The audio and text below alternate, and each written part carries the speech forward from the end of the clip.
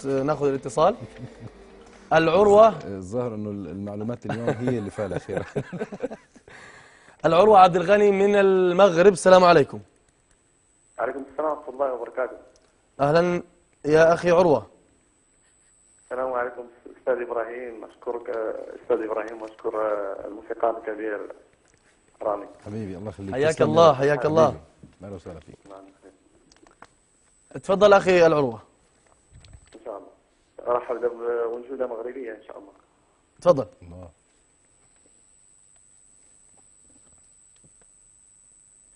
إفاضة نور من جمال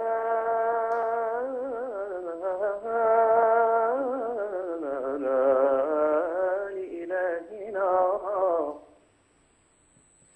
تجلى بها الوهاب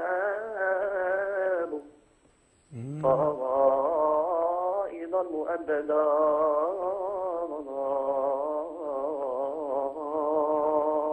يا سلام. وأبدعها حسنا كمال اقتداره وقال لها الرحمن سلام. وقال لها الرحمن طبعا مغربي صرف. تمام. كوني الله كوني كوني محمد صلى الله عليه وسلم.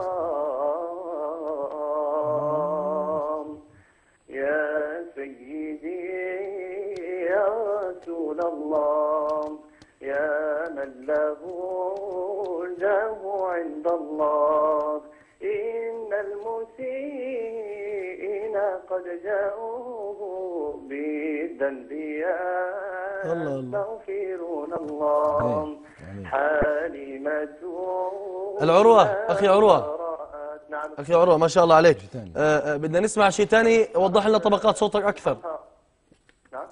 نسمع شيء ثاني منك، نسمع في طبقات صوتك أكثر، وضح إمكانياتك الصوتية أكثر.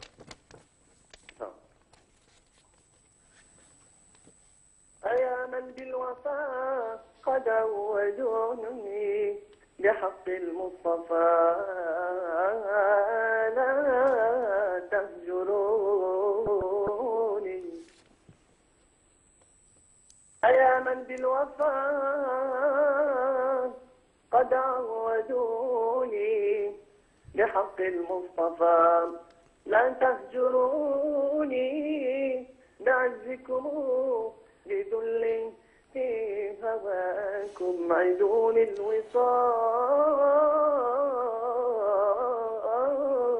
الوصال عيدون الوصال عيدون الوصال وما صلوني. بس ما لا جواب لحد مش مشكلة. بس ما شاء الله ما شاء الله أخي عروة. في الحلقات السابقة بس ما وفقني الله سبحانه وتعالى. إن شاء الله ربنا بيوفقك. صوتك واصل يا عروة، وما شاء الله على الصوت الجميل، وشكرا جزيلا. معك الأستاذ أحمد رامي، إذا في عندك ملاحظة أستاذ أحمد. أنا تنبهت لشغلة أو في ملاحظة كثير حلوة يعني وجدتها في أخينا عروة. نعم. إنه عنده ذكاء فني في اختيار شو كان بده يؤدي. صح. يعني هو من المغرب واختار شيء يعني من صميم اللون المغربي، وفعلا هذا يعني زي ما بقول ضرب موفقة. زائد إنه ما شاء الله بسم الله ما شاء الله صوتك جميل. جمال الصوت واضح، والتمكن في الانتقال ما بين